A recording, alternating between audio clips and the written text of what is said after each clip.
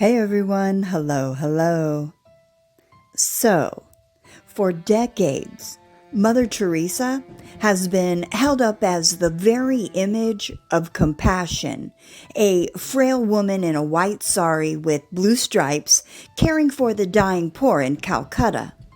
She won the Nobel Peace Prize. She was canonized as a saint by the Catholic Church, and her name became synonymous with selfless love.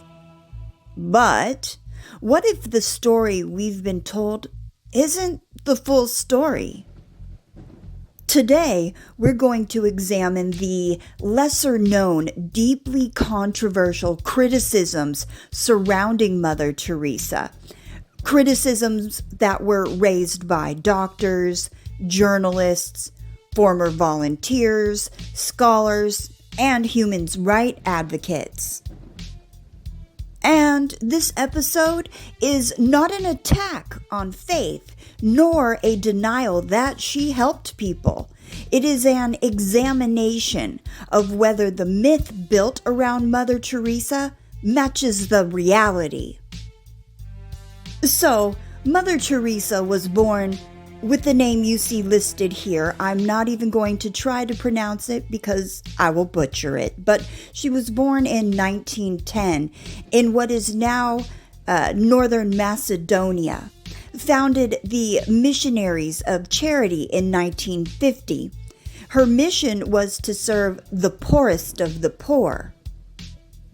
The global image of Mother Teresa was cemented in the 1960s and 70s through glowing media coverage, particularly a BBC documentary by Malcolm Muggeridge titled Something Beautiful for God.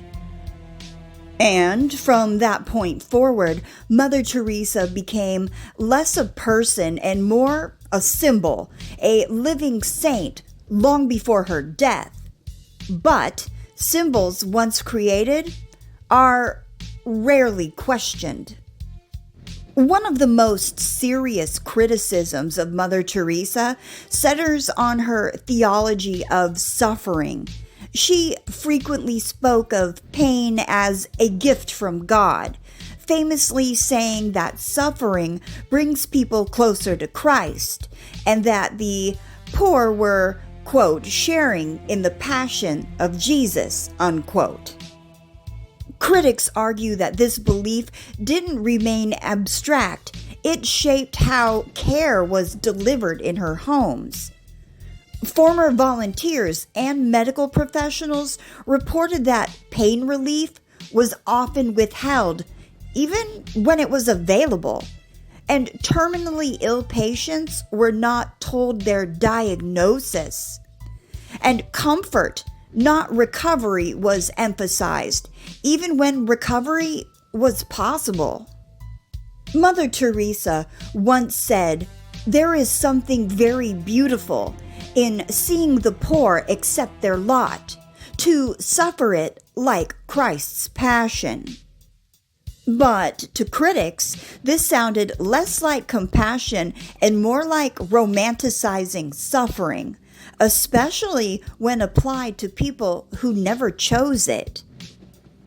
Multiple doctors and journalists who visited Missionaries of Charity homes reported disturbing medical conditions that included reused needles without sterilization, minimal medical training for caregivers, and overcrowded wards, as well as lack of basic hygiene and little to no pain management, even for cancer patients.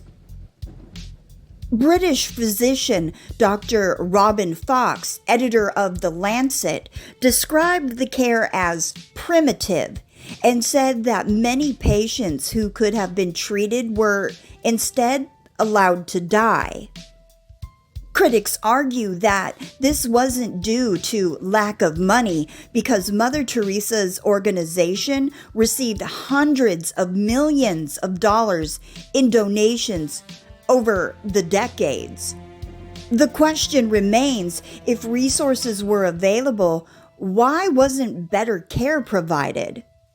Mother Teresa's missionaries of charity received massive donations from around the world, wealthy individuals, corporations, and even governments. Yet, financial transparency was virtually non-existent. Detailed accounting was never publicly released, and conditions in her facilities remained extremely austere. Journalists asked why were patients dying without painkillers while the organization sat on vast reserves. And defenders argue that money was used to open new missions globally. Critics counter that expanding an organization means little if the quality of care remains inadequate. To this day, no full independent audit has ever been released. Another major controversy involves Mother Teresa's relationship with powerful and morally compromised figures. She accepted large donations from Charles Keating, later convicted of massive financial fraud, as well as Haitian dictator Jean-Claude Duvalier, known as Baby Doc, and other authoritarian regimes. In some cases, she publicly praised these leaders, even as their governments were accused of human rights abuses. And then, when Keating's victims asked her to return the money, she did not. Critics argue that accepting such funds without question legitimized corruption and oppression. And Mother Teresa was unwavering in her opposition to, we'll call it, ending a pregnancy, as well as contraception and divorce. She famously called ending a pregnancy the greatest destroyer of peace. Critics argue that this stance ignored the realities of poverty and sexual violence, prioritized doctrine over women's health, and contributed to cycles of suffering she claimed to oppose. And at her Nobel Peace Prize speech, she focused almost exclusively on, since we can't say it on YouTube, we're going to call it ending pregnancy. So she focused exclusively on ending pregnancy rather than war, famine, or systemic injustice, drawing backlash even from admirers. Perhaps the most famous critic was the author and journalist Christopher Hitchens, who called Mother Teresa a fanatic, a fundamentalist, and a fraud. But criticism doesn't rest with him alone. Concerns were raised by doctors, former volunteers, humanitarian workers, journalists across ideological lines. Many emphasized that their critique wasn't about denying charity, but about holding powerful institutions accountable. In 2016, Mother Teresa was canonized as a saint by the Catholic Church. The canonization process dismissed or minimized many criticisms, relied heavily on internal testimony, framed objections as attacks on faith. Critics argued that sainthood becomes less about scrutiny and more about preserving an icon. To be fair, defenders of Mother Teresa argue she worked in extreme poverty under difficult conditions. Her mission was spiritual, not medical, and she provided dignity and presence to the dying.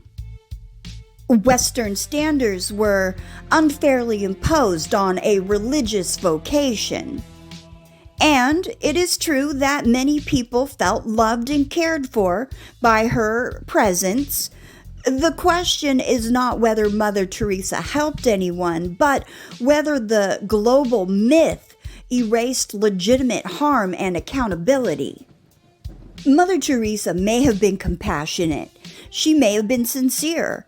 She may have believed deeply in what she was doing. But sincerity does not erase consequences. When we turn human beings into untouchable saints, we stop asking the hard questions. And when we stop asking questions, power goes unchecked, even in the name of charity.